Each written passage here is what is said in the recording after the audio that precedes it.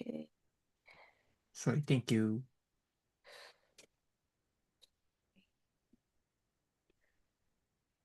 Okay, started. Okay, change my screen. Okay, started. Okay, change my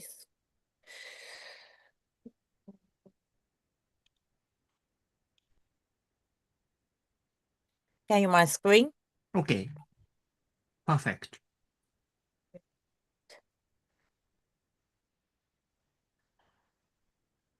Okay. So, I'm sorry.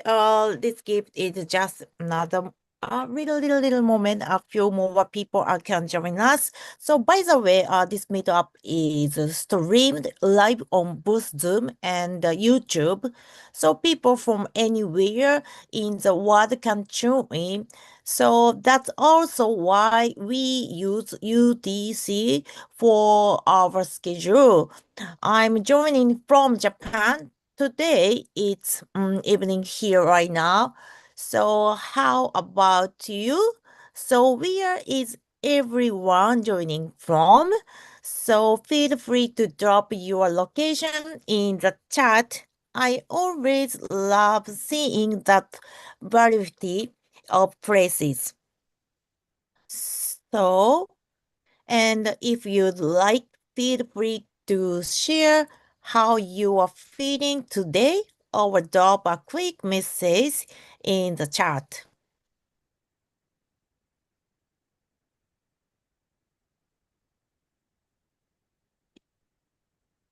I will check message. Hello. Hello. Okay. Pakistan. Oh, Um,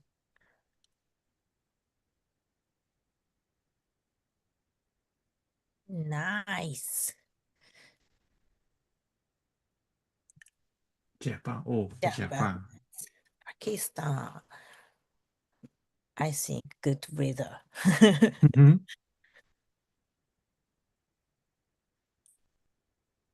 All right, Italy, Italy. Italy.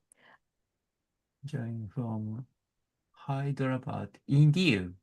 India, nice, nice. Nice.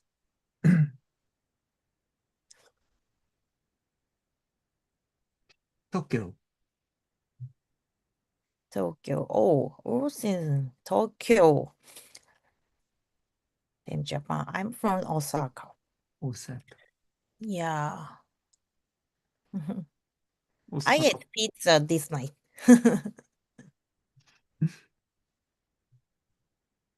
Osaka Peko.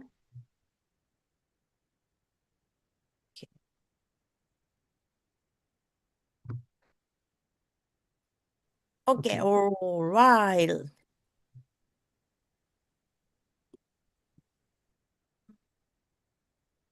All right. Okay. All right. Let's get started. First, thank you so much for being here today. So I'm really happy to spend this time with all of you. And to our speakers, thank you as well. We totally appreciate the time you've taken and the stories you'll be sharing with us. We have a fantastic lineup today, with each speaker bringing their own experiences and perspectives. I'm really looking forward to hearing what they have to share, even if it's just one moment or one idea. I hope something today inspires you and sparks curiosity or helps you make a new connection. And of course, feel free to join in the conversation, share your thoughts, drop your social links, or simply say hello to others in the chat. This is Global Meetup, so let's keep the energy warm and lively. So, I started this community with the hope of bringing together people who care not only about AWS but also about each other. So now I co-organize it with Yuki, and we are always happy to welcome anyone who wants to be part of the team. If you are interested in helping out or getting more involved, just let us know. Let's continue growing this community together. So, okay. Before we begin, just a quick note. We made a small change to today's program. So sorry. So thanks for your understanding. Now let me walk you through today's lineup. We have four wonderful speakers joining us. Jude, Abdul, Igor, and Andy. Thank you so much. Thank you. Yeah, So thank you. each of them brings their own unique stories, ideas, and cultural backgrounds, and I'm sure you'll enjoy hearing their perspectives. And each speaker will have about 20 minutes for their session. So we'll also have a short question and answer between each talk. But if you have comments or questions during the sessions, feel free to drop them in the Zoom chat anytime. We'd love to hear from you. So let's give our speakers a warm welcome. So I'm really happy to have all of you here as a part of this global community. And to our speakers, thank you so much for your time and for sharing your insights with us today. So we'll follow the order shown on the slides, and the white session will run for about 2 hours. Please stay with us as much as you can. There are a lot to enjoy all the way through. And before we move on, I have a quick reminder for everyone joining today.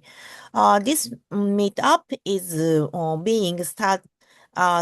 being streamed on both Zoom and YouTube, so you can choose whichever platform works best for you.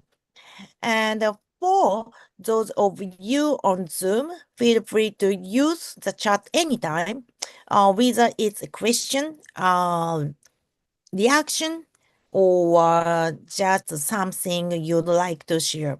So your message help keep the session lively and makes the experience more interactive for everyone. So, and toward the end of the event, if you'd like to speak up, you are welcome to unmute and share a few words. And it doesn't have to be long, even a short thought or impression would be wonderful. Let's keep the energy positive and continue building this global community together. So, how many of you are joining us for the first time today? Raise your hand. Thank you. And if you've been here before, welcome back. It's great to see you. Let me share a little about this community. We started this group, group, because we wanted a warm, open place where people from all over the world can learn and grow together. Through AWS and tech, we hope to connect the people and spark ideas, even small ones, that might help you take your next step.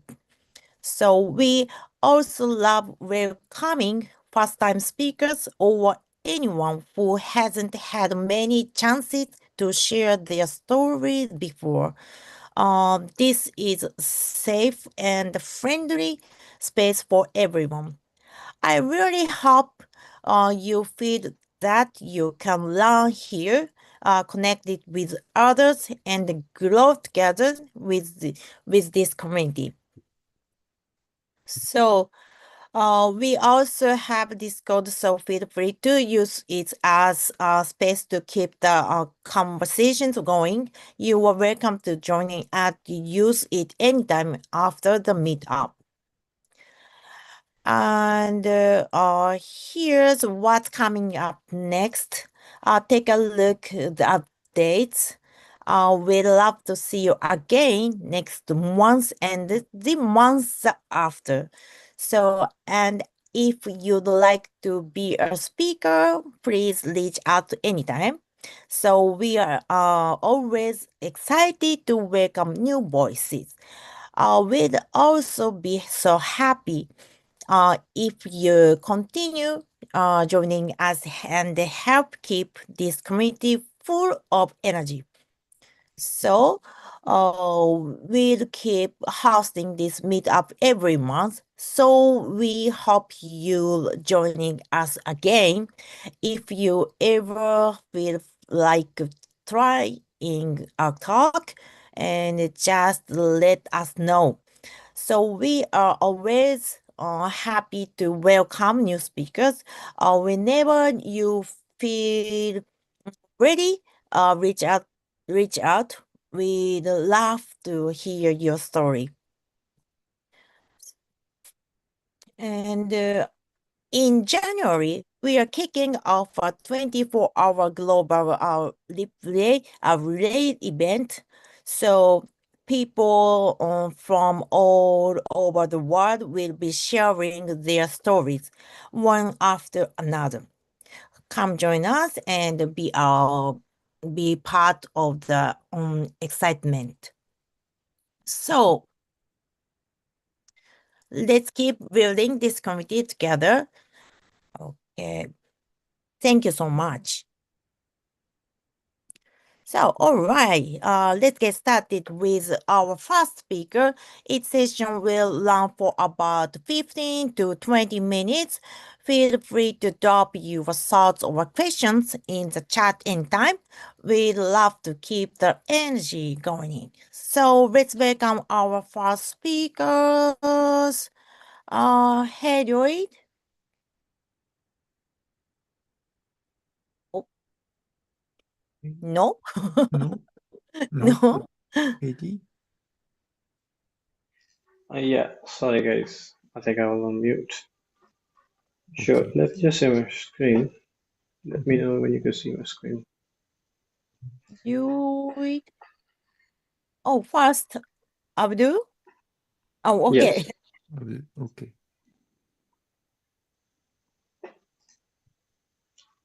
can you start?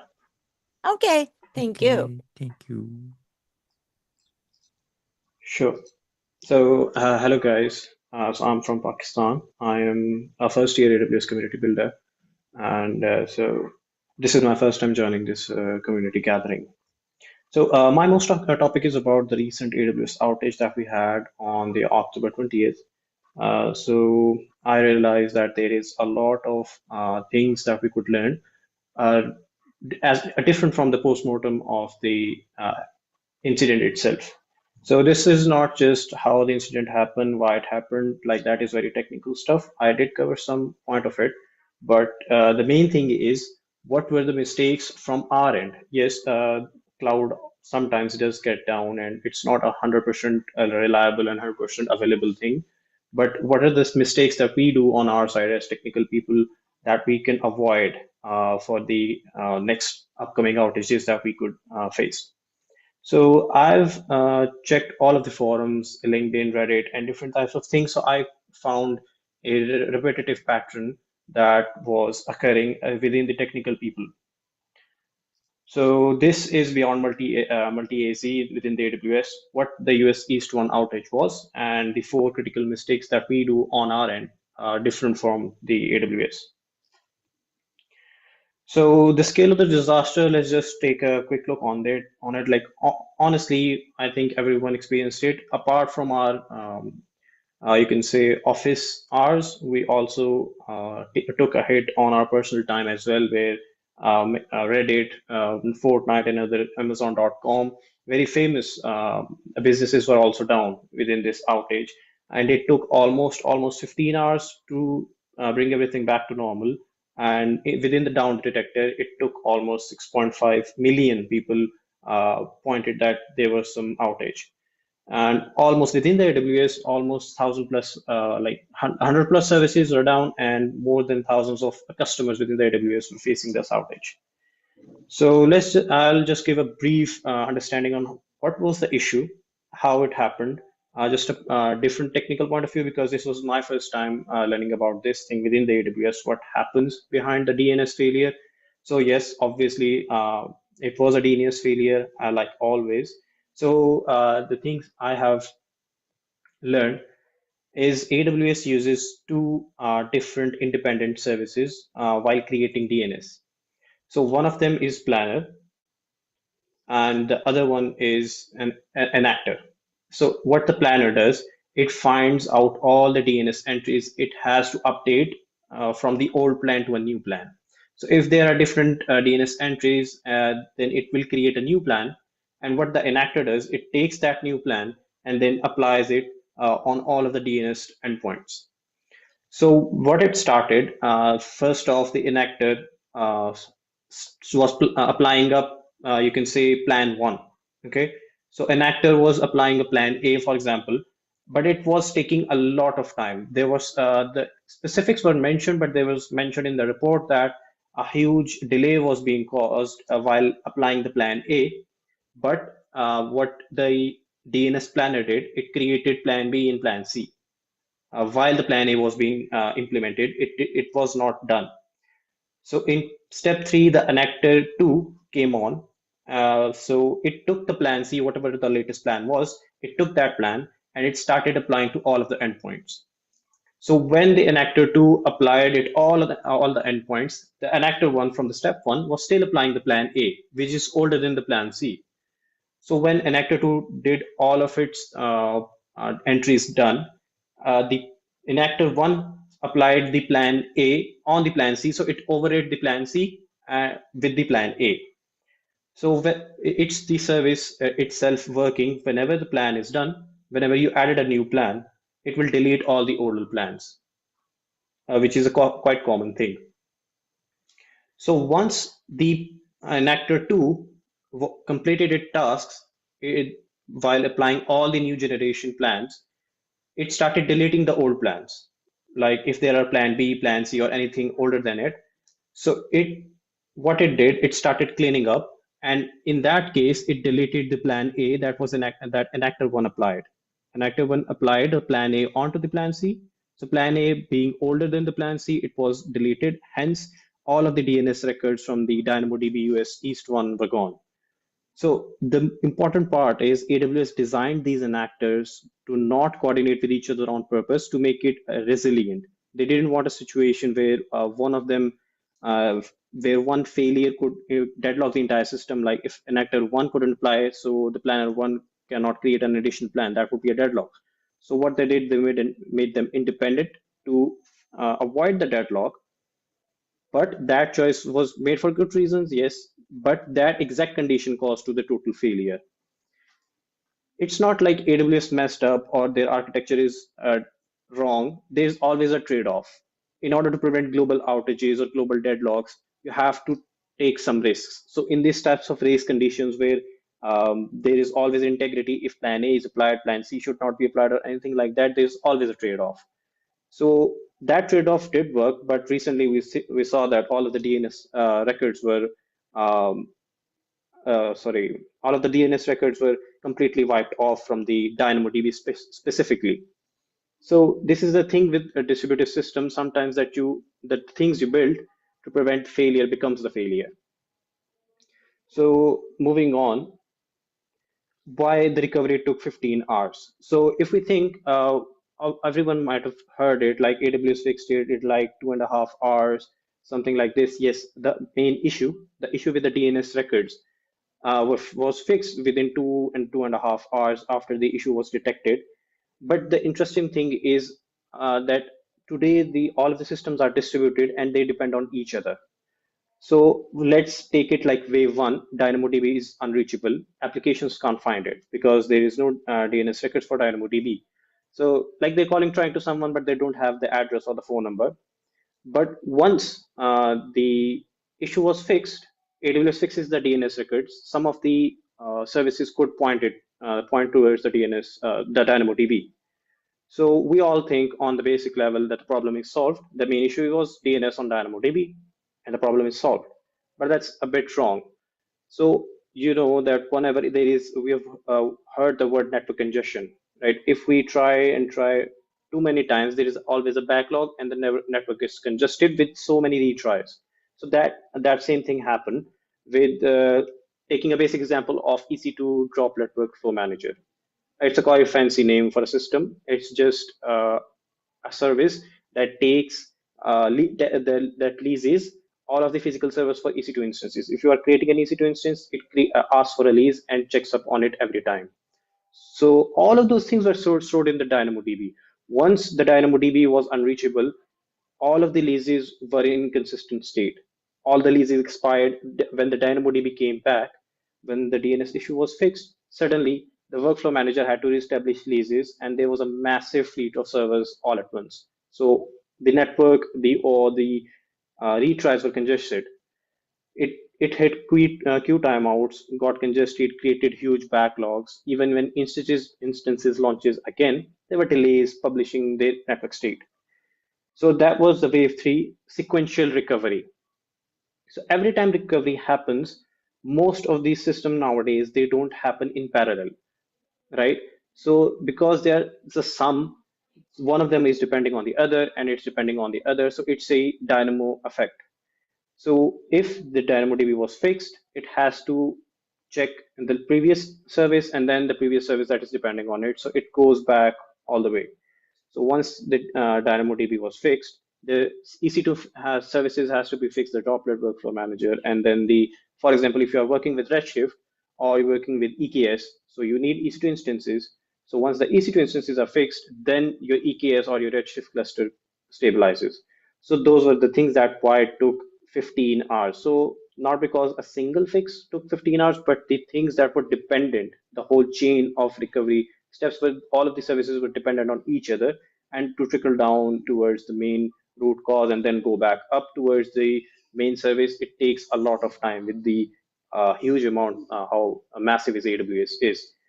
So if we come on to the main point of what I am trying to discuss is the four critical mistakes. So we've seen what happened. Now, if we discuss about the four critical mistakes, there one of them is being treating multi-AZ as good enough. So before we move into these mistakes, you might have questions like, this would be very expensive, we might not need it, or one of my company might not need this type of things like multi-AZ, multi-region, multi-cloud. Yes, so that is also I'm going to discuss in this, that we need to know if an outage is going to occur, does my services have to be resilient to that type of outage? So we're going to see that as well. So multi-AZ deployment is the first point. So if we configure multi-AZ, we check the auto scaling is also configured towards all across the multi-AZ environments, and we did the DR, but our services still went down. So after reading so much through the engineers that were discussing these online, so these were the four critical things that I found out. One of them treating is multi-AZ as good enough, not understanding what happens in the control plane fails. So this was a concept I couldn't understand the first time when I came towards the outage issue. So I was thinking the same thing. If the issue is fixed and all the services are good to go, why still I am not able to access my EC2 instances, for example, or my Redshift cluster? So that's the point number two for me, and that's I'm going to share with you guys as well. And the third point is never testing real failures like the DRs. All of might have the DR strategies, but we don't test it in proper scenarios. And the number four is automated failover, which is also decision. There is no decision framework within the organization, which is also I have something experienced quite a while being, let's say, when I was in junior positions in my career. So moving on. So mistake one, multi-AZ. We all know like multi-AZ seems to be the perfect answer to everything. Like if you want to make your app resilient or your application or anything resilient, you make it multi-AZ. That is yes and no. So depends. It depends on what type of resiliency are you talking about. So if you want to be resilient to physical failures, data center failures, power outages in a specific zone, that's where the multi-AZ comes in. So physical failures, if for example a hardware is has an issue, we all know like the US East one has the oldest hardware and the main data center that was there when the AWS came up. So, for example, UST is one of the zones hardware becomes corrupted or there is an issue, so you cannot access your EC2 instances. Yes, that's when the multi-AZ comes in. There is a network issue within the AZ, traffic route issues. Those are the things that is fantastic for the multi-AZ resilience. But in the USD's one outage, all of the 6 zones were unavailable. So multi-AZ won't help me in this type of situation. So this is what we also call a regional control plane failures that affects the whole region. Like because if we don't have DNS within the whole region, I cannot access any type of any of my multi-AZ zones, any of my availability zones, and I cannot get my application back up. So what about the control plane is the main thing that we need to understand within the region outages is that if let's say the DNS is failed, if you try to create a new EC2 instances, let's just say if we would be able to create a new EC2 instance, the workflow manager that we discussed last, it's not working. It's just your request is just gone into a queue and it's not giving you a response back, right? So if you were be able to get into the AZ, one of your AZ is working, but you cannot create new instances. You cannot scale your applications to keep the traffic running. So that is the issue where the multi-AZ don't helps us much. So the critical distinction between multi-AZ and multi-region that most people miss is that we lose the ability to change the conditions. Like as I mentioned, if you want to run a new instance of EC2, the workflow manager is not working, and you won't be able to create a new instance, and the AWS won't respond to you on that.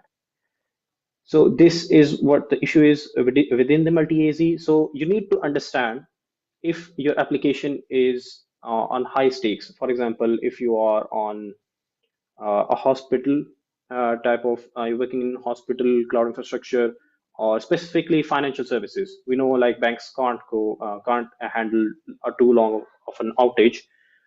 Yes, financial services mostly use on-prem, but let's just say for an example, you have transactional queries that you cannot be able to have an outage, right?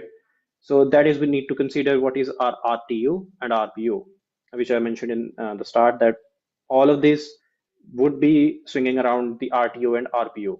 Most of the engineers, what I've experienced in my current experience, is that most people when creating or planning a cloud migration from on-prem to cloud or just starting from cloud, they don't discuss the RTO and RPO within their documentation.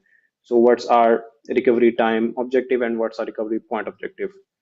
So this is what helps us identifying whether we need a multi-AZ or a multi-region or a multi-cloud or just a single region. For example, your app is not that crucial. You might not need even multi-AZ. You could bear a single region, single zone failure. So that's the main understanding that we need to have on why multi-AZ is not resilient to everything, which is the base idea. So, for example, if I take for most businesses, let's say, for example, there is a local business or an SME, small to medium-sized business enterprises or businesses, they may be probably fine. Their e-commerce application is down. They have only, you can say, a few $100s of sale. So if their application is down, they can bear $100 lose in sale, but they cannot bear a like thousand or a $5,000 switch over to a multi-region, right? So that doesn't make sense. So if you convey that to the management, so that our recovery time objective or point objective is this, our budget is this for the infrastructure, and this is what we will get from the cloud provider. If there is a region failure, our multi-AZ won't help us, right?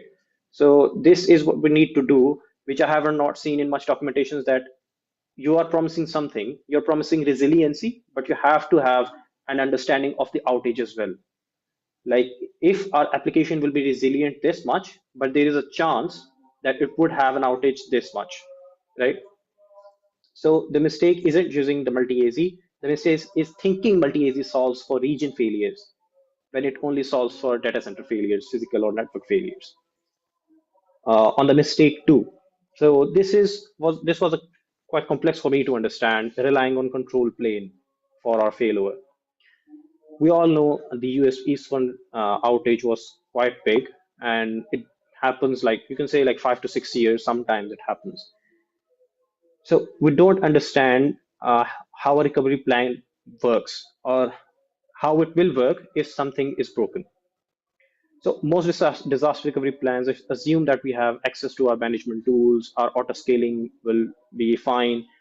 Even I see like people depend on the Route 53 DNS records so much, even though most of the issues are always like the DNS entries issues.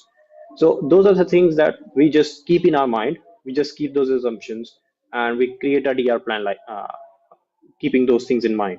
So they are like quite normal circumstances. Like the overall thing is working, but this is our disaster recovery plan. But for example, during US East 1, as I mentioned, the workflow manager. I'm mentioning workflow manager because it's easier to understand. If workflow manager cannot create your new instances, so auto scaling doesn't help you. So your multi-AZ fails, as we discussed. So if your multi-AZ fails, you still cannot update DNS records. So for example, if you are in a different region altogether, but for some reason you are using Route 53 in US East 1, you still cannot configure automatically, you still cannot configure your DNS records to switch to the second region, right? And many of the things I have seen as well, that people say that our Terraform states were mentioned in the S3, and S3 was also not working for some of them. So that's also something that we need to understand. We need to, if we are dependent on cloud, we don't have to be solely dependent on it. That once it fails, we don't have anything to do. We don't have any plan. All of our plan was um, relying on working like 70%, 90% of AWS is working, or only specific small type of things that are not working. So that's the thing to recover. So there is a catch 22 I mentioned. To recover from AWS control plane failure, you need the AWS control plane. Exactly. You need to scale up your EC2 instances. To scale up your EC2 instances, you need the workflow manager, but the workflow manager is not working. So once that issue is fixed, workflow manager will work, and then your EC2 instances will scale. So in my understanding, in my experience, what can we do is we can do a static stability. So what static stability means is designing a system that don't need AWS APIs to recover. One of them, at top of my head, is something like having, if you have an e-commerce website, for example, you could mention like we are facing an issues, we will come back online, something, a static website within the S3. Yes, S3 wasn't working as well. But just for example, a static website in S3, if your main website fails the health checks, it turns it towards the static website. and now your customers won't raise tickets. I also read that some of the users were also complaining that they within the outage, because they had no fallback of their website, mentioning to the customers that the website's not working or we're facing some issues. The customer thought there were some issues with my account or something like that. So there were thousands of tickets from the customer support and towards the tech support people that that they also had to address to. So if let's just say, for example, if you and I are going to Amazon and it's just loading, right? So that would be really a bad user experience. So instead, if I load it and it's not working, it shows me like we are facing an outage or we are doing a maintenance type of something. I would be assured like, okay, there's no issue with me or my internet connection or anything. It's not working. I'll come back to it later. So that's also something that most businesses don't really care about. If they have dynamic applications, they don't think about the static failovers. So moving on. So mistake is untested DR strategies. Recently, this is a recent experience. When I was giving consultation on some issues, I saw their engineers did have a DR strategy, but it was quite old. They haven't tested it, for example, a year or 2 years for almost this long. So in this scenario, what happens? For example, you are in between the USBs on outage, and let's say you are multi-region, right? But you haven't tested it. Or if it's tested, it's almost 2 years ago, and some of the APIs are changed, some of the instances or any type of settings are changed. So what happens is you are testing your DR strategy while in a outage, while during an outage, which is it's not a good idea, to be honest. So most of the things is there are two types of engineers mostly. They never test it, right? All the reasons make sense to them, like it's too expensive to take the protection down. We'll figure it out when it happens. I get to hear that quite a lot. Or the cloud provider handles the disaster recovery better than us, right? So the second type of engineers is they are like the compliance guys. They're just checking the boxes. Yes, we have this. Yes, we have this, and we have this. But they don't go towards the whole um, action plan. They don't implement their DR strategy. They don't like take down the production for maintenance and implement the whole DR. So that if their whole DR strategy is good or not, if there is any flaws in it, they just tick boxes and that's it. They give it to the auditors and that's it. That's their whole DR strategy. So in both cases, you're not testing it properly. So if you're not testing it properly, you're going to test it. That's guaranteed. Either it's going to be in a maintenance environment when you know what happens, or it'll be something in USV's one when there's an outage. Now you have to test it in production. So these options I hear a lot. We need to keep our DR strategies up to date. So how often you need to test your DR strategies? It depends on your budget, your how crucial your application is. So mostly, I think the best practice I've heard is either once a year or twice a year. Some of them I've seen they try to do almost like quarterly after 4 months. After every 4 months, they used to do a DR strategy. There's also one more good plan I've heard to one of the customers I was working for is they used to do the small DR strategies frequently, but the major ones they used to do it like twice a year. For example, testing the failover within an AZ, right? That should be tested as well, and testing a failover in regions from one region to another. So the region failover is quite expensive, it's quite time taking. So they test those as well. But the smaller ones, which were prone to be effective or prone to risks much more often, they used to test them more regularly than the region failures. So the point is, I remember a Murphy's Law. I think if I remember it right, Murphy's law is if something could go wrong, it will go wrong. I think I'm saying it correctly. So if there is something that could go wrong within your DR plan, it will go wrong in some time. While it could be within your timeline or after you uh, leave the company, it will go wrong. So testing disaster recovery strategies, it takes resources, it takes time. And for example, again, if you are a simple business, you are an SME, you have a small team, you have a limited budget, you might not need a DR strategy.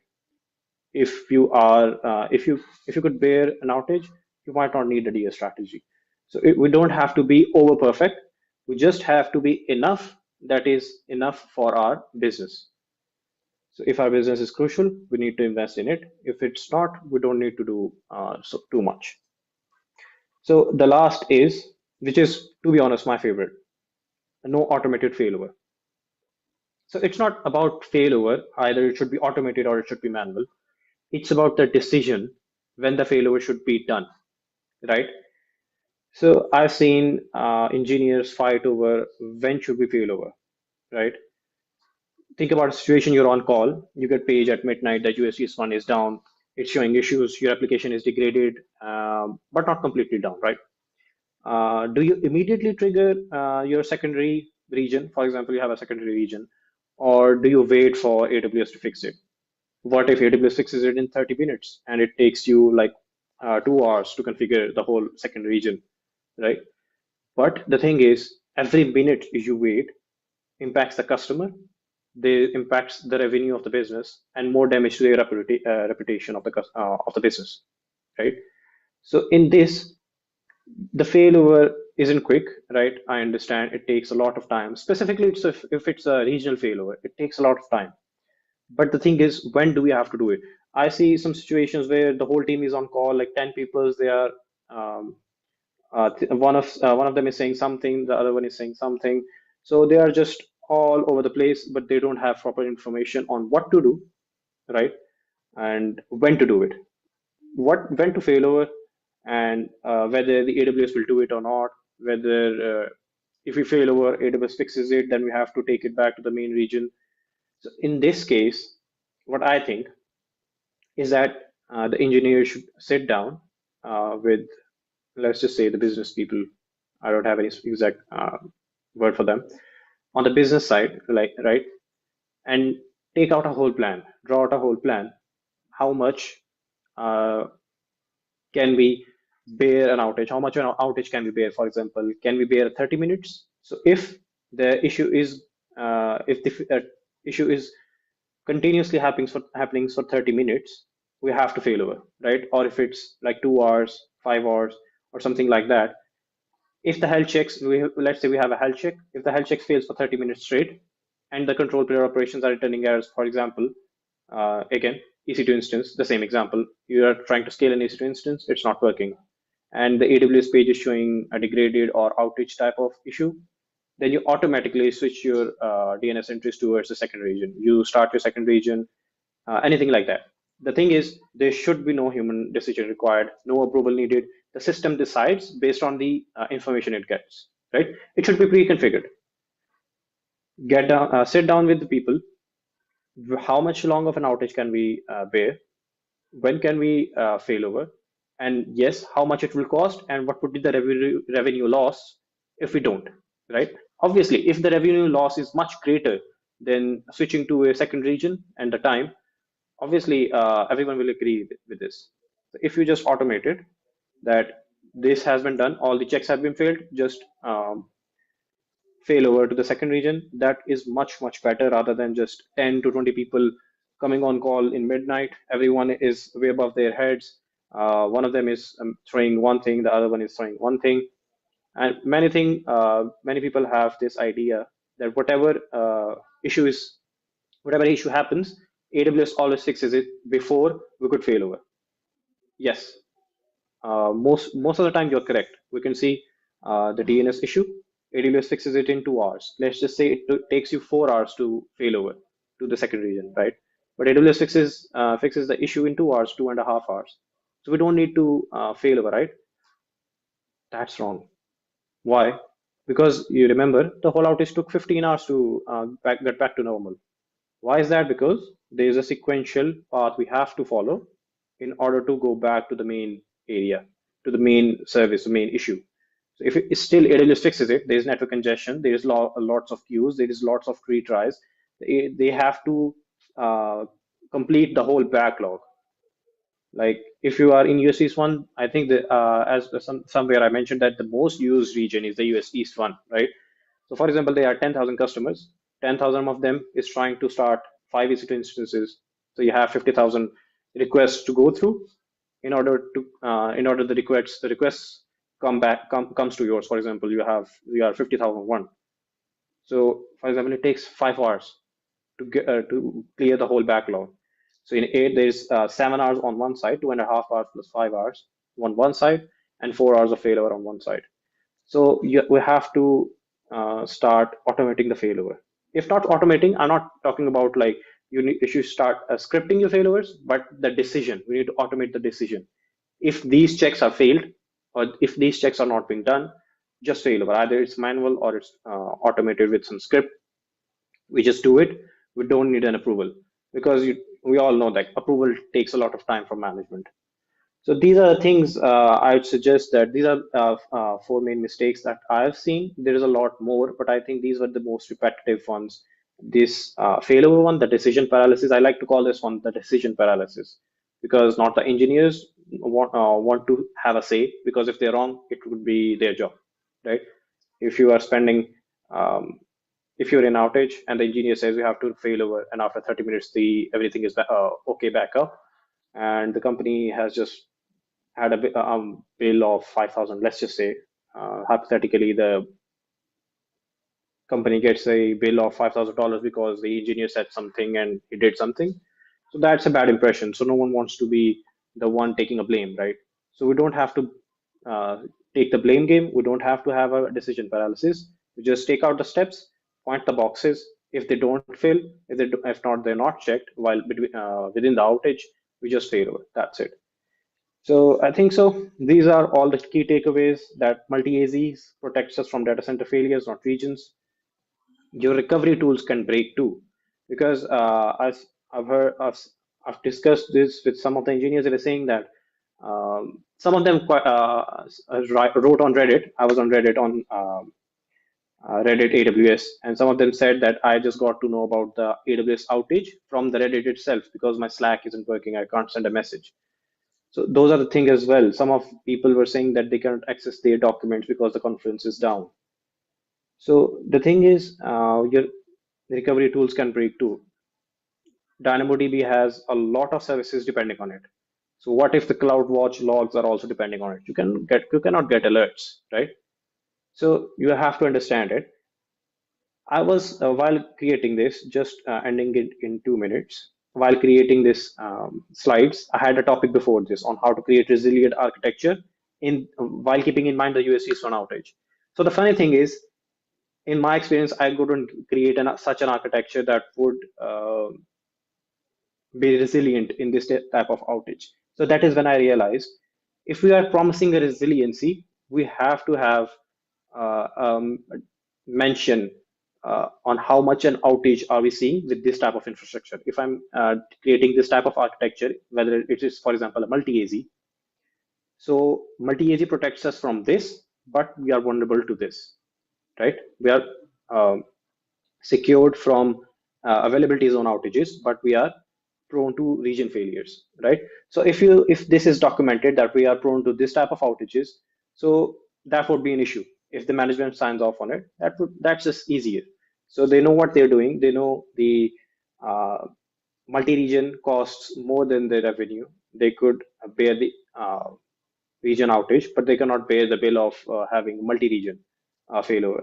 So those are the things that we need to have it documented. And the third one is untested TR plans. Do test it. If there are smaller issues, test them regularly, like once a month something. And for the major ones, you have to test them at least bi-annually or annually. And the second thing, automate the decision, not just the execution. So if you have a decision you have to make, then automate it, write down the steps, write down the conditions that are not fulfilled, you have to take a failover action. So I think that's sums up about from my side.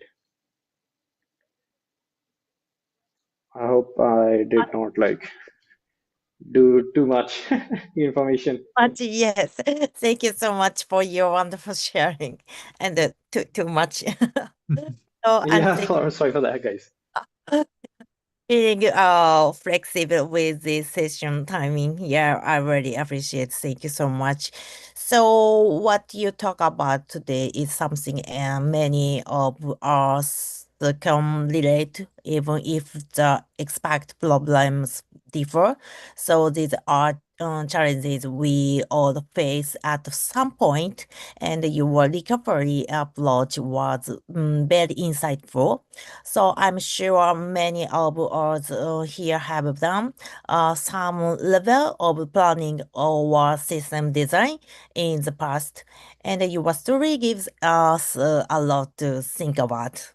And the ops work looks different in every company. So, but your experience is definitely something we can all learn from. Thank you again. Thank you so much. So, all right, everyone, any thoughts, comments, or a question for Abdul? No question. Oops. No questions. No question. Mm-hmm. Okay. Oh, so, okay. Once again, thank you so much, Abdul. Thank you. Thank you. So,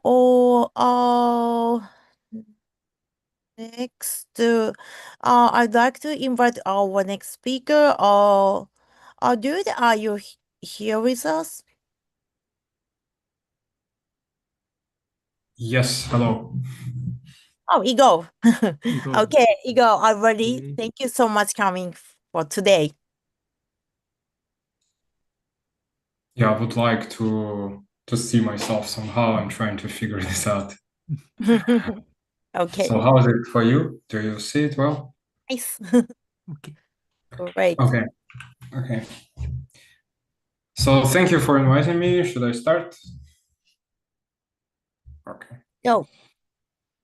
Yeah, I will try maybe to communicate with the audience because if there is no communication, it's really hard for me to have the flow. So be prepared if I ask some questions, things like that. That probably somebody could also react from the organizers and other speakers. Thank you, Abdul, for your great talk. I really enjoyed this conversation about Catch-22, that you need something, but without this, you cannot use it. So especially about AWS control plane, this was interesting.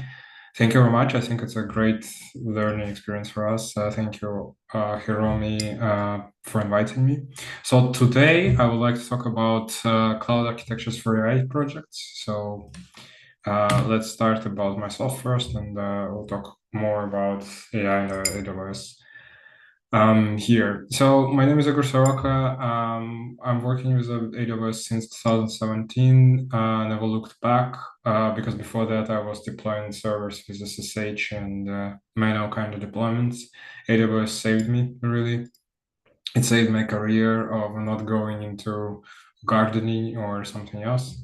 Um, I have experience in e-commerce, healthcare, and finance. I implemented serverless solutions for different types of organizations, but now more and more I'm again in serverful projects as well with real servers because GPUs are becoming important, and unfortunately now we can run on the GPUs with the EC2. Located in Barcelona, in Spain, lots of sun, but today is quite cold. It was 5 degrees in the morning. Also, I forgot to say that I'm certified, so I have 7 certifications. So if you want to certify, I think it's the right time to do this. Now preparing for my AI practitioner one. So, okay, do you think AI will fully replace cloud jobs, or do you think anyone? I will stick my coffee first. Anyone from the audience? No? I think. Any thoughts? No. Okay. I agree. I agree with you, Hiromi. Thanks for answering. We have somebody in chat. Don't think so, Abdul. Yeah, I think so. Especially if we think about disaster recovery. Yeah, I also think it's not replacing anything, but we need to learn how to work with it, how to use it, and how to deploy it. So I will talk a little bit about AI concepts, AI project trends, which I see, a cloud architecture a little bit, and challenges and lessons, plus diagrams. And actually, I updated my slides just today because of the one interesting announcement for Lambdas, which would be in the end. So stay tuned. So what is AI? Basically, it's everything nowadays. Everything, any smart helper, smart device, whatever is called AI to sell it better. But I believe it's like a rock music. Rock music has so many subgenres that it's sometimes hard to say, is it rock music or not? But we think about guitars, we're thinking about energetic drums and stuff like that. There are some characteristics always. But I would say that the broader term is AI, then goes machine learning. And because it uses both inference and training, these two important stages when we speak about machine learning. So think about inferences when you communicate with your AI tool. For example, if we think about ChatGPT, this would be you calling it in the chat, and this would be inference. But training, this is the most boring and most expensive part of the job, I think, because it will require lots of GPUs. And if you have tried some of the videos or have seen how long is train the generative AI solution, especially from scratch without LLMs, yeah, it could be quite a long thing to do, quite a long work. Also, there is natural language processing is primarily focused on text and speech. I think also it's because of thanks to LLMs, it's becoming more and more trendy and more useful and so easy to implement. And LLMs, they are kind of having this intersection between deep learning and natural language processing. And deep learning is a very interesting part of this whole AI story because it uses neurons, sorry, and it's basically a simplistic model of our brains, that our brains is consisting of neurons, and these simplistic neurons can do very, very great stuff. And I think that's how Gen AI born. So Gen AI born out of all this, and this kind of crown jewels now of AI. But of course, there are more and many things too. But I would say that generative AI make ML, LLMs, NLP, and deep learning, all of these terms, they became even bigger. And I wanted to talk about like different types of machine learning and Gen AI. But how many of you are really working with AI or machine learning? Have you worked this year or last year with cloud projects related to machine learning and Gen AI? Somebody?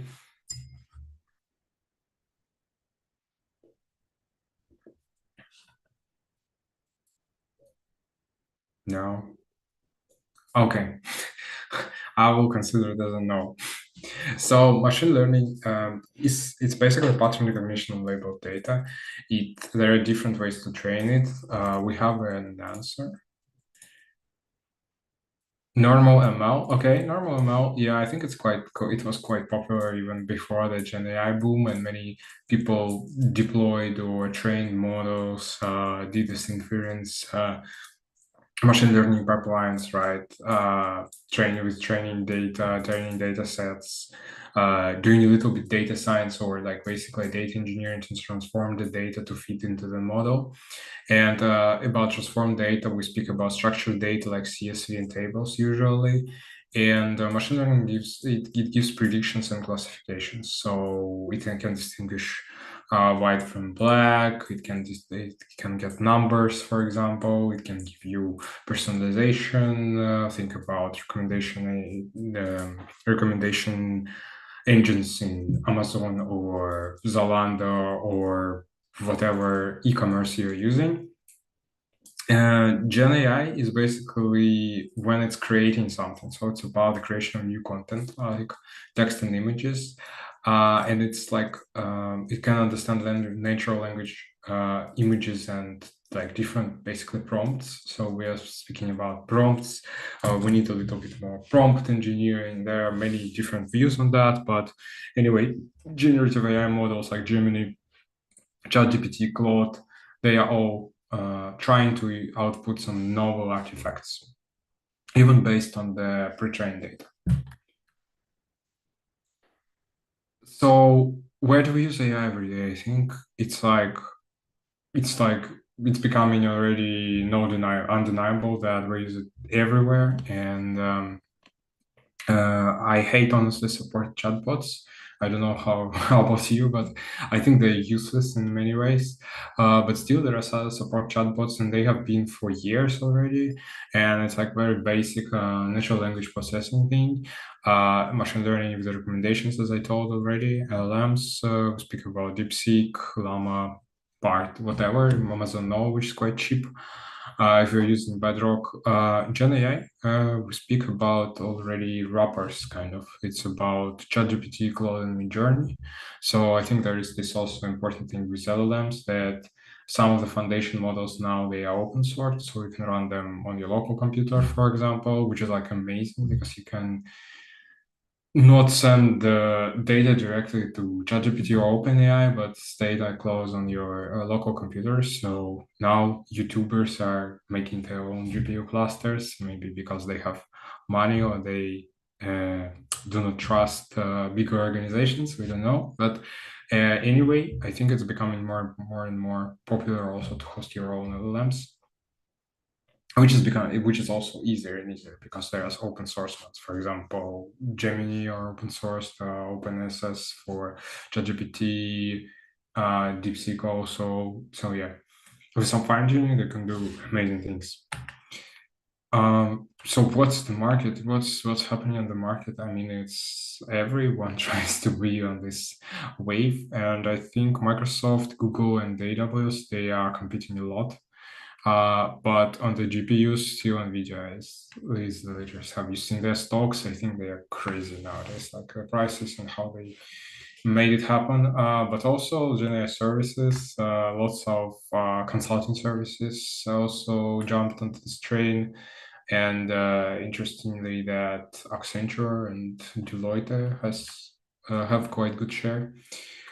But anyway, I think that's it for the market. But one just thing that some pioneers maybe know, some of these companies maybe know. I'm presenting now from the Canva. I love it, and I think they use more and more LLMs. You can generate simple HTMLs with them. BBVA, this is a bank in Spain. It's adopted GPT quite early, actually, ChatGPT, for risk analysis and for assistance. And with Spanish bureaucracy and Spanish slowness, I think it's making it better. Also, Klarna, maybe you know, it's like I forgot, buy your own share, something that's like, when you buy in installments. And they have a shopping recommendation engine, for example, with LLMs. Zapier, actually, it was in the business for many years. It was kind of no-code solution. So now they're deploying AI agents as well. Do you remember anyone? Do you remember Stack Overflow? How was it? Do you remember the experience of copy-pasting code, running it, and then thinking what would happen next? Will it blow or not? And the different coding styles and stuff like that. Have you used it? Anybody?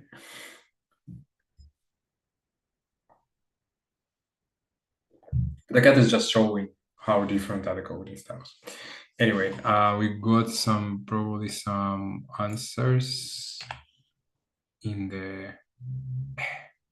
Okay, hard to catch this. Yeah, a lot. Yeah. Okay. Abdul would get the award of being the most active listener. Anyway, I think now it's slowly dying, and it's interesting that I think the trend will grow and go down and down. Nowadays, we're all as developers, engineers, DevOps, we all use AI. We have Copilot, we have Cursor, we have different kind of styles. For personally, I was a consultant working on multiple projects a couple of years ago. I think it's 3 years ago, something. ChatGPT started, and it helped me a lot to switch the context because Terraform and CloudFormation, and this was a great thing to do. But I didn't know that it would happen, that it would be whole AI agents writing code for me. And now we're using different kind of things for, like, AI would help you to find these regex, not to go and Google. And also, interesting enough, these MCPs, they are making it into our day-to-day workflows. Personally, use it to get some documentation from AWS for Terraform. I think they're quite handy, especially with Cursor Cloud Code. So I'm not trusting much with Gmail and Slack yet, but with coding tools, I think it's pretty good. What are the distinguished features of AI applications when we go from the direction of how we use it every day and how we do it for the business when we are working with AI applications? So everything is changing all the time. So it's frequent updates, shifting behaviors, capabilities need to be evolving, different business requirements. Also, interesting enough that I noticed is that region-specific access and quotas, so they are not even. For example, US East 1, this multi-suffering US East 1, the most popular region nowadays, because of the outage, it has the best set of the tools and models and everything, but it's interesting that quotas could vary a lot, and if something is not working, probably need to check the service quotas. Many things could be done manually, but for some of them you need to get into support. Also, we get more possibilities to hack our systems and the systems which we are building. So security is paramount, guardrails and responsible AI. So we need to explain user what AI is doing, plus the guardrails should block AI from doing all LLM foundation model to do anything harmful. And security is again paramount, least privileged access. It's not a job. We cannot just put asterisks for every permissions in AWS and be okay with it. It's not okay anymore, because we don't know who would be using our system. It would be AI agent, just AI LLM, or it would be a hacker, or everything, or hacker with LLM, which is scary even more, because so many things could be written and tricked by LLM. So you can say that it's a challenge, and you can trick it to write a harmful program. That's the reality we're living in. And also this constant experimentation, we're iterating a lot. We are training or doing something, doing more and more changes, as I said. And like cloud architecture, quick recap. I think for AI world nowadays, especially with AWS, key elements would be serverless. It would be microservices and event-driven design.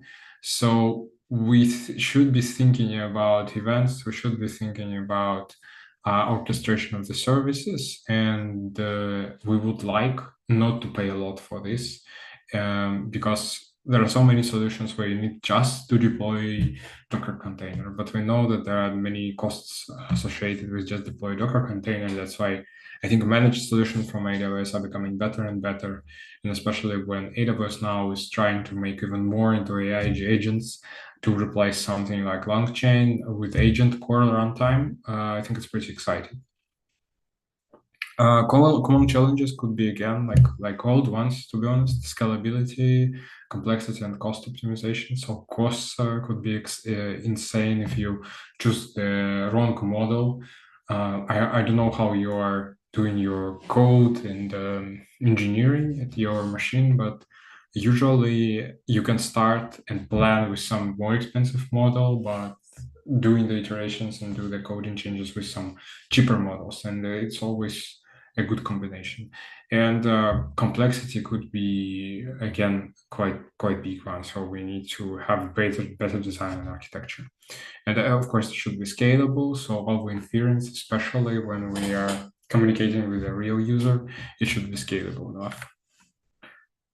I have not so much time left, but use cases and AWS architectures, we talked a lot about things, but I think main things, the SageMaker family and Bedrock family. SageMaker is traditionally for more ML, and Bedrock is more for generative AI, but you can check other ones as well. I think there are good jobs as well, but it's for more analytics and for data engineering. So what are the challenges? Event-driven everywhere, data and training pipelines. We don't need to forget about inference and training. They are different things. MLOps and orchestration, again, good planning, understanding the value of what we are doing in the pipelines.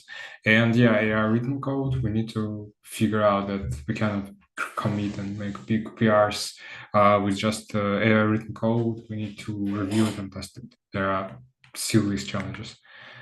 So what do we think about like uploading files? If we think about like this, there is version 2, version 1 of this. For example, when we queuing, we're basically improving the amount of files which we can ingest. It's always the best. And also getting responses from Bedrock agent was a problem actually, because it was not easy connection. You should use WebSockets because you cannot run lambdas asynchronously. But now what I added today, because it was like I think announced yesterday, you can run lambdas in async mode, where you can expect response as a stream for Amazon API gateway. So using just REST API, and the main thing here would be that Lambda would be returning you these kind of tokens, like model is returning you like in ChatGPT or Gemini. If you see it as a user, it's doing it one by one, like token by token or sequence of tokens. So it could be a good example. And we are back to containers. So we are back to EC2 instances with GPUs, and they can be event driven now with jobs running them, and you can submit job from your step functions, which is quite interesting as well. And I'm finishing up in 1 2 minutes. Don't worry, organizers, I don't want to take all your time. Security is paramount, guardrails. Testing could be tough because like LLMs are giving you different responses, so we need to have kind of feedback and testing. And something which is like hard always is like something which is similar to be trivial by some AI engineer is not trivial, and it's not just container. There are so many more things which they need to deploy. That's why try to listen, try to understand carefully what's the domain and what's the problem out there could happen with the just container to deploy. Thank you very much. Add me in LinkedIn. I would be happy to chat with you about anything related to AWS, AI, serverless, DevOps, and all the things we love, especially AWS. Thank you very much. It was a pleasure being here, and I enjoyed very much talking to you. Thank you. Sure, thank you so much for your wonderful talk. Thank you. So I'm sure everyone's interested and curiosity just went ever higher. So for me, personally, your session was especially exciting. So because I'm currently working on building development process for AI DLC, so I really enjoyed listening to your insights. So in many areas, we already see AI helping with automation or specific tasks. Many people are still in the evolution stage. So, and to move from points to lines and surface to use AI more widely and deeply. We still need a bit more testing and learning. So your talk gave us a lot to think about. Thank you again. Thank you. So now, does anyone have questions or comments for Igor?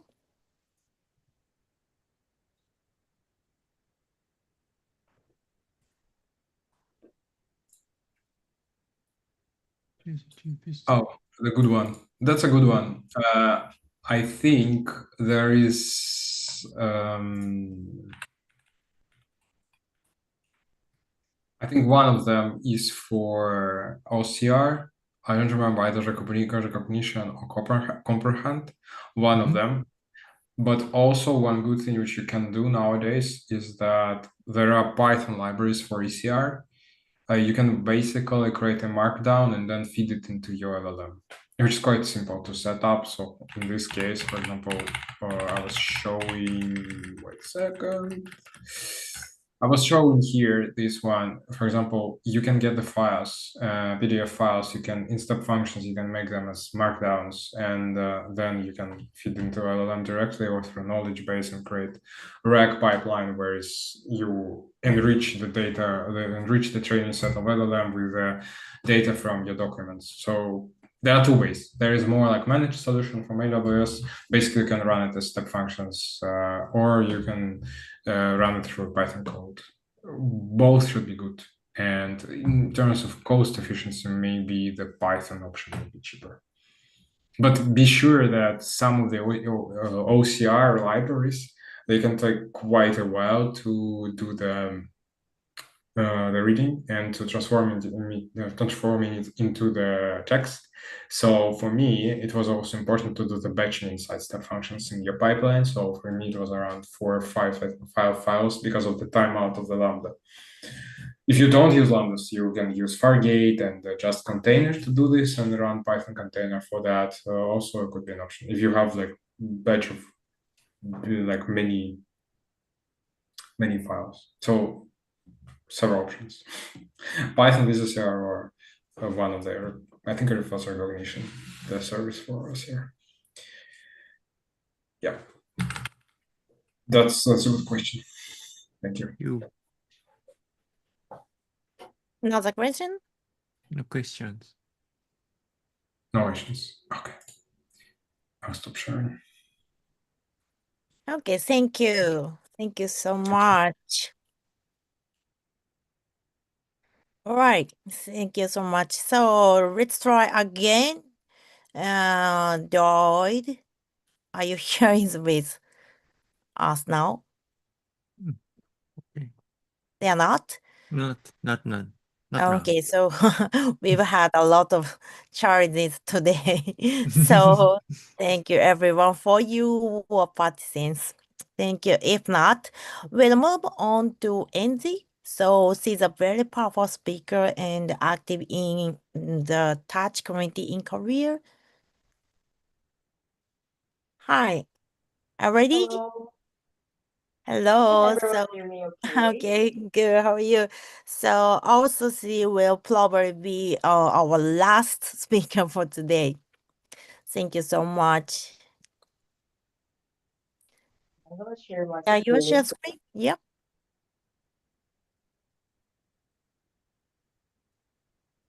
Okay. Okay, Perfect. perfect. Yep. Here we go. Okay, I'm gonna start. Hello everyone. I'm so glad to be here today to share with you my development methodology on AI powered service that's enhancing motivation in personalized math learning based on real life evidence. So, before I start, a little bit about myself. My name is Anjali, and I'm from South Korea. I'm currently serving as an executive member of AUSG, um, which stands for AWS University Student Group, and I'm also offstage AI ambassador.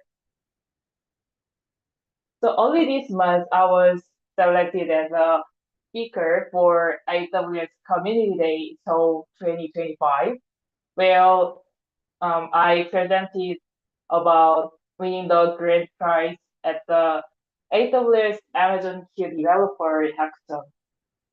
So that experience taught me how to effectively integrate AI services to create practical solutions. Okay. Here's what we will cover today. First, I will introduce you to Offstage and what makes this company special. And then we will dive into the mass reality service, the problem it solves, and how users interact with it. And then next, I will walk you through the architecture, showing you how Offstage APIs integrate with AWS serverless design. And we will see a live demo, and finally, I will share key takeaways from this project. Let's start with Offstage introduction. So Offstage is a global AI startup with operations in Korea, the US, and also Japan.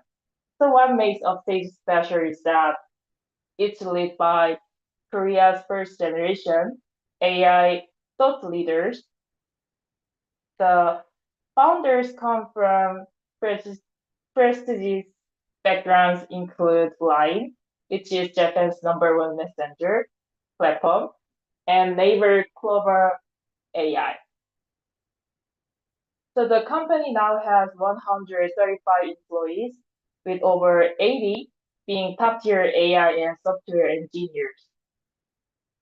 So this expertise is what powers the innovative solutions they are building. And just this April, the Offstage was selected for CB Insights AI 100 for 2025. Recognized as one of the world's most promising AI companies. So the Offstage was specially listed in the model development and training categories, which speaks to our core strengths in building powerful AI models.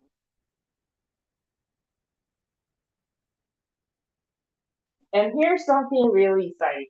Solar Pro 2 model has been getting getting international attention. So even Elon Musk tweeted about how Chrome remains #1, but he acknowledged our solar model's impressive performance. So you can see in the artificial analyst intelligence index that Solar Pro 2 is highly comparative, and we've been getting recognition from major tech leaders globally. So Solar Pro 2 has 3 technical characteristics. The first is a 31 billion parameter model that achieves performance comparable to more than 70 billion models. It outperforms Trend 2.5, 72 billion, and the Llama 3.3, 70 billion in several benchmarks. And the second is the first hybrid mode, the fast mode for standard queries and reasoning mode for complex problem within a single model architecture. And third, it trained on high quality Korean data with official support for 3 languages, the English, Japanese, and Korean. The model handles multilingual context switching effectively. Okay, so now let me introduce Offstage Document AI. When connecting corporate database with LLMs, we realized that digitalization of various type of unstructured data is absolutely necessary. When using LLMs alone, data within documents and images cannot be accurately extracted. However, when powerful OCR functionality is utilized as a pre-processing module, the results are dramatically different. This is where document AI becomes essential. It transforms messy, real-world documents into clean AI-ready data. So it guarantees robust performance on scanned or photographed images containing complex tables and vertical layouts and graphs. Okay, now let's move on to the service introduction. So what problem are we solving? Let me paint a picture. Students everywhere are asking the same question. When will I ever use this in real life? And math feels pointless to them. They are stuck on problems and can't see the point of studying. So many experience math burnout and lose motivation to learn. So they keep asking, why do I have to learn this? So I think this is not just a Korean problem. It's a global challenge in math education. Let's look at this from three perspectives.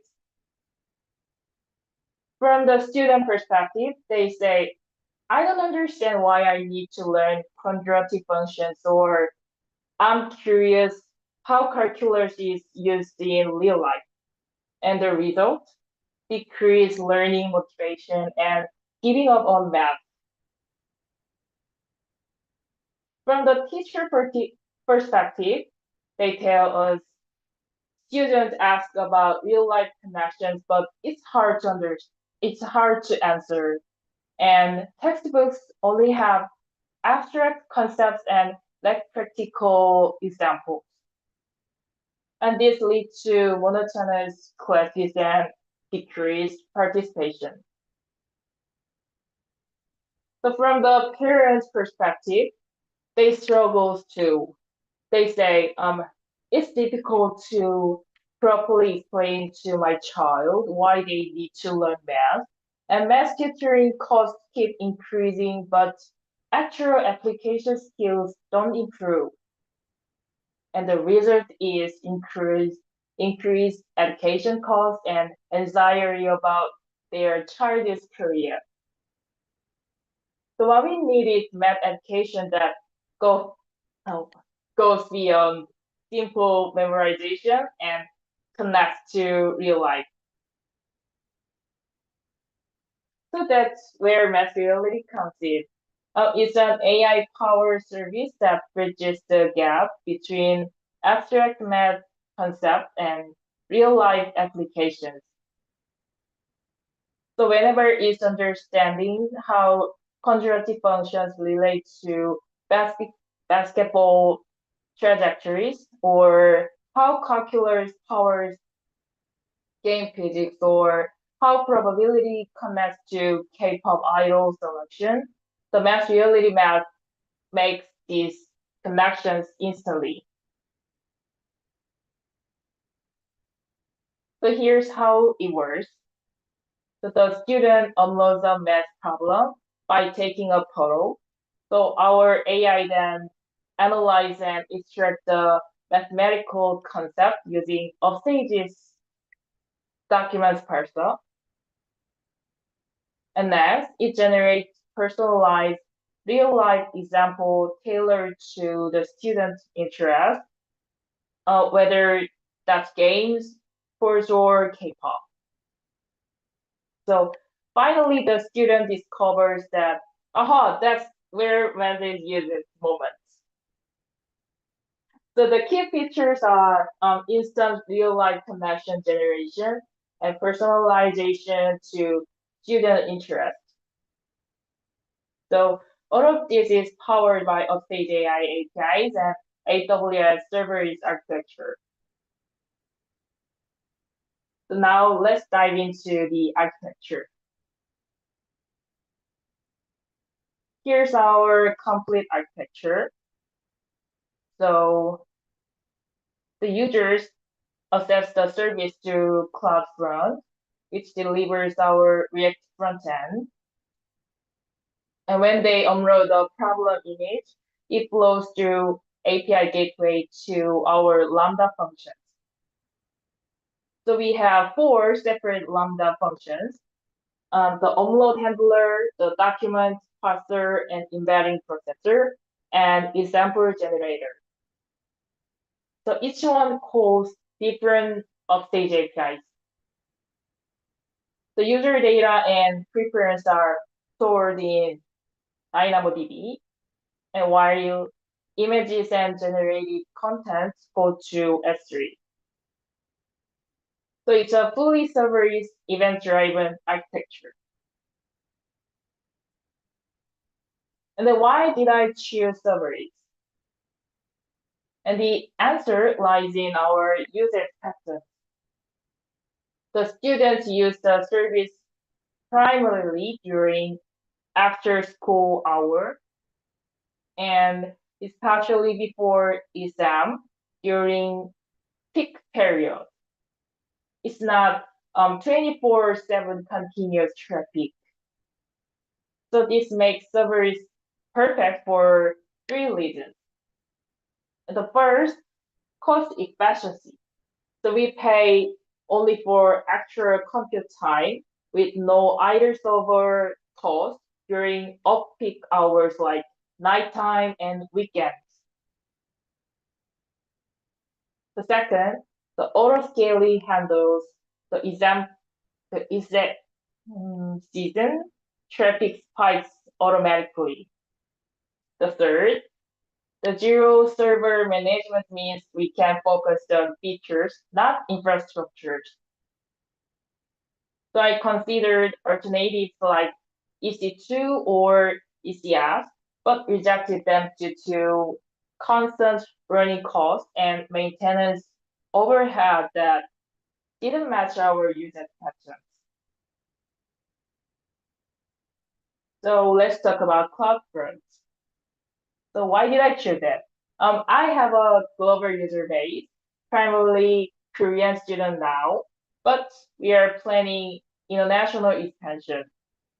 So plus our React is state content that rarely change. So CloudFront give us 4 key benefits. The first one is performance through edge caching that reduces latency. And the second, cost savings by reducing S3 GET requests. The third, security with HTTPS by default and AWS Shield protection. And fourth, global reach. We are ready for expansion beyond Korea from day one. So for API gateway, we needed RESTful API management with built-in features. And this includes rate limiting to prevent abuse, API key management to track usage per school or teacher, the request response, transformation, and CORS handling for our web and mobile clients.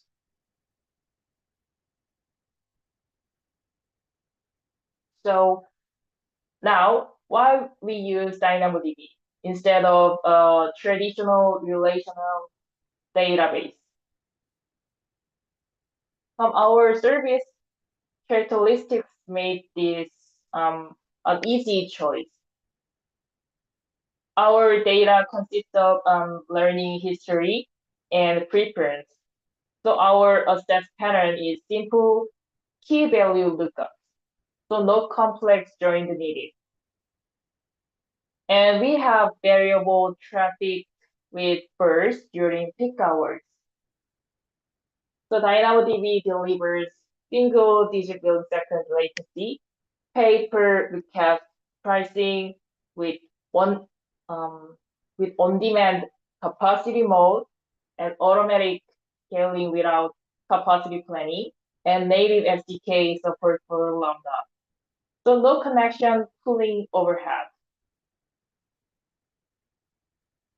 And we specifically rejected RDS for these four reasons. The first one is connection pooling overhead with Lambda is problematic, and fixed capacity planning is required, which doesn't match our variable workload, and then higher cost for variable usage patterns. And frankly, we don't need complex relational queries for this use case. And the S3. We use S3 for three main purposes. And the first one is state website hosting. Our React frontend file shows as the CloudFront origin. And the second, uploaded image stories. The user uploaded problem images in PNG or JPG format with a lifecycle policy that deletes them after 30 days to save cost. And the third, generated content. So we cached AI generated the examples to reduce duplicate offstage API calls and improve response time.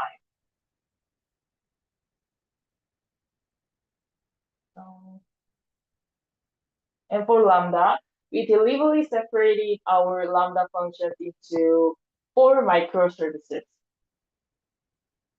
The upload handler does fast and lightweight 5 validations. And the document parser calls offstage's document parser API. And the embedding professor calls the offstage's embeddings model. And the example generator called Solar Pro2 API. So why did I separate them? There are the 5 reasons. And the first one is independent scaling. So each function scales based on its own demand. And the second, cost optimization.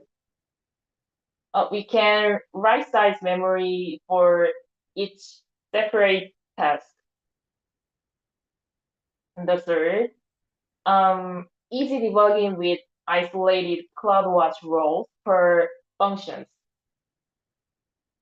The fourth is faster deployment. We can update one service without touching others.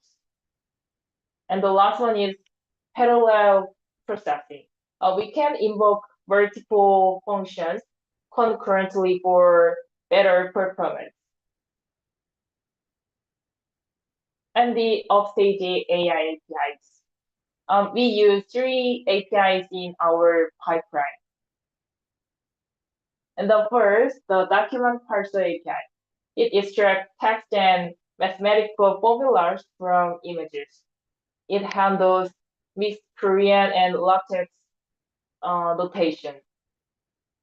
Input formats are PNG and JPG, and this processes the student's uploaded problem photos.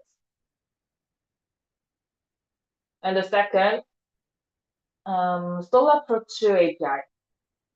We use it for example generation with the following prompt structure: the web concept and student interest profile and output format requirements.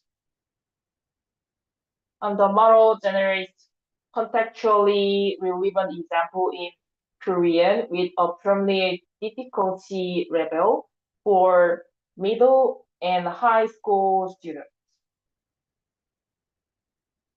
And third, embedding API.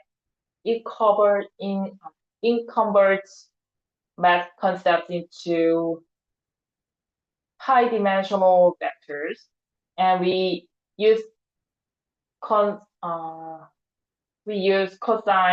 similarity to find related concept with a threshold like 0.7, and this enables concept relationship mapping and personalized learning paths recommendation based on the student knowledge graph. The API calls are sequential. The document parser first, and then go to Solapro 2, and then embeddings. So with results cached in S3 to minimize redundant API call. Okay. So now let me show you a quick demo of how this actually works in practice. Okay. So here you can see interest selection interface. The student can choose 4 categories like sports, games, like other things. And this personalization is what makes the math example relevant to each individual student's life.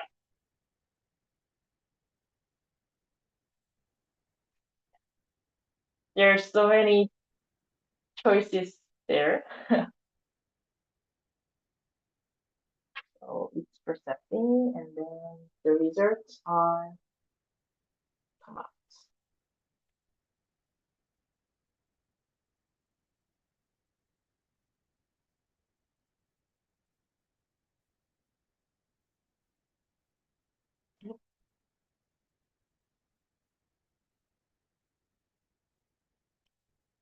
Okay.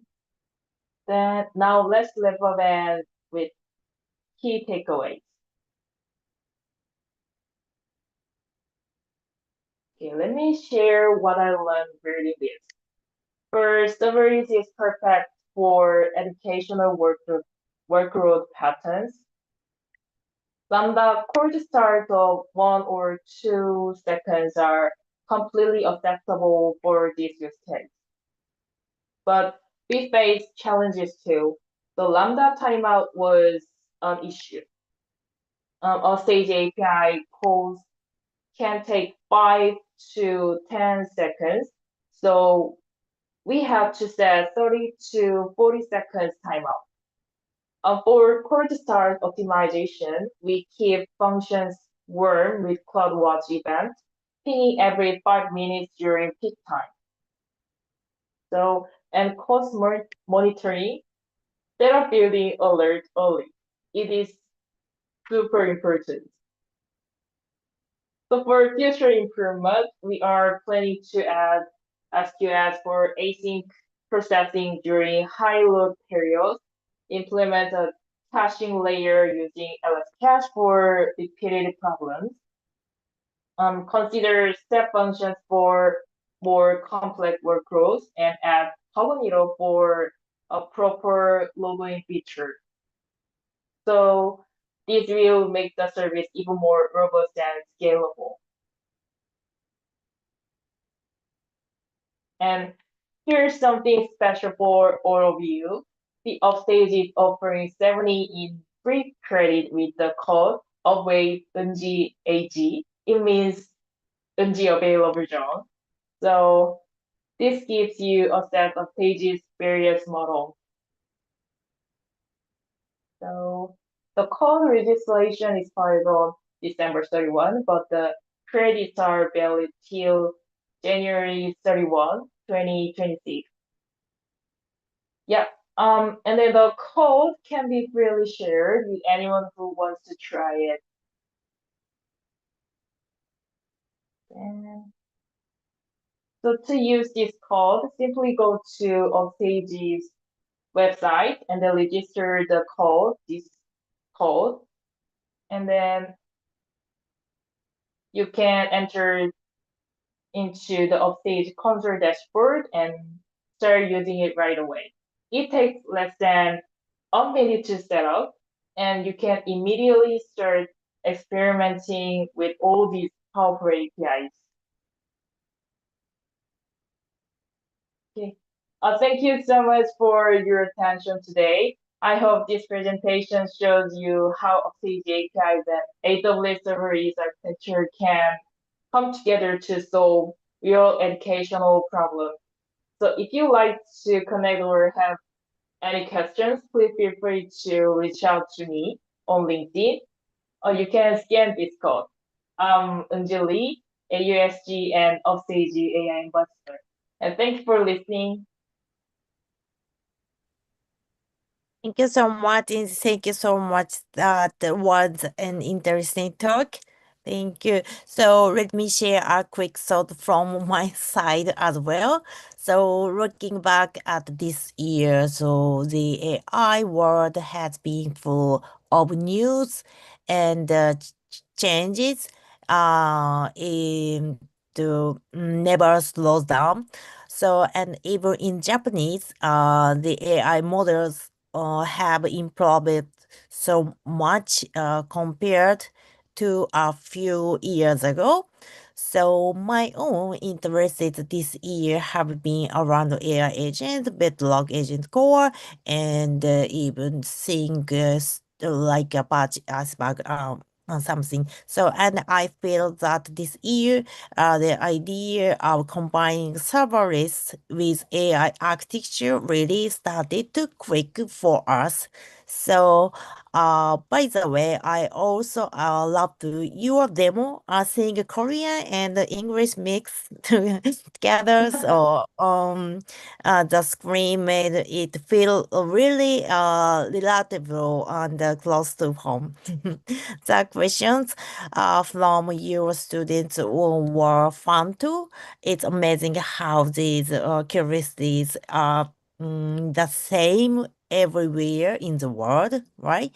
So, all right, that's all from me. Thank you. So now, does anyone have a question, comments, or thoughts for Andy? One question is a Zoom comment. Okay, thank you so much. So this element is multimodal, right? Wait a second. I'm gonna see that.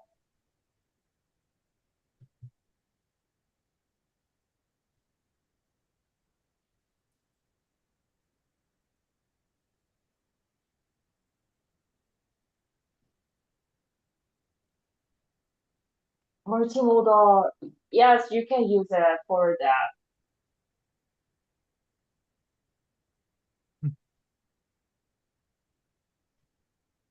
So, is there any questions?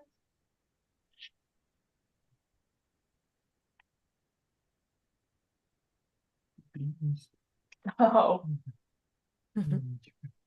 Okay. yeah, cool. Mhm. Okay.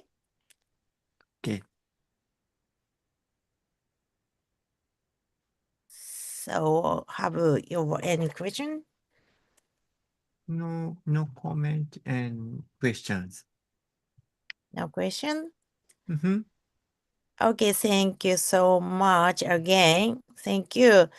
So, we had a lot of, thank you, and thank you. So we had a lot of changes today, and I'm so sorry for the confusion. And to our speakers, thank you for being so flexible. I really appreciate. And to everyone who stayed with us until the end. Thank you. So I'm so glad to you enjoyed the meetup today. Thank you so much. Before we wrap up, I want to give a huge thank you to all of our speakers today. Your stories and ideas were totally inspiring, and we learned so much from each of you. So thank you for sharing your time, your energy, and your passion with us. So before we close, feel free to drop your social links in the chat so we can all stay connected after today. And if you enjoyed this meetup, please share it with your AWS friends. We'd love to welcome even more people next time. So, and guess what? Reembed is finally coming in just 2 weeks. If you're attending, please come say hi, say hello if you spot me there. And thank you, Red Miss in Las Vegas.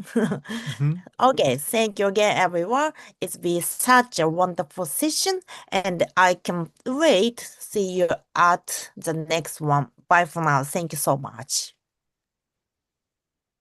Thank you. Thank you.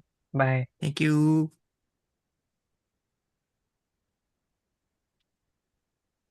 Okay.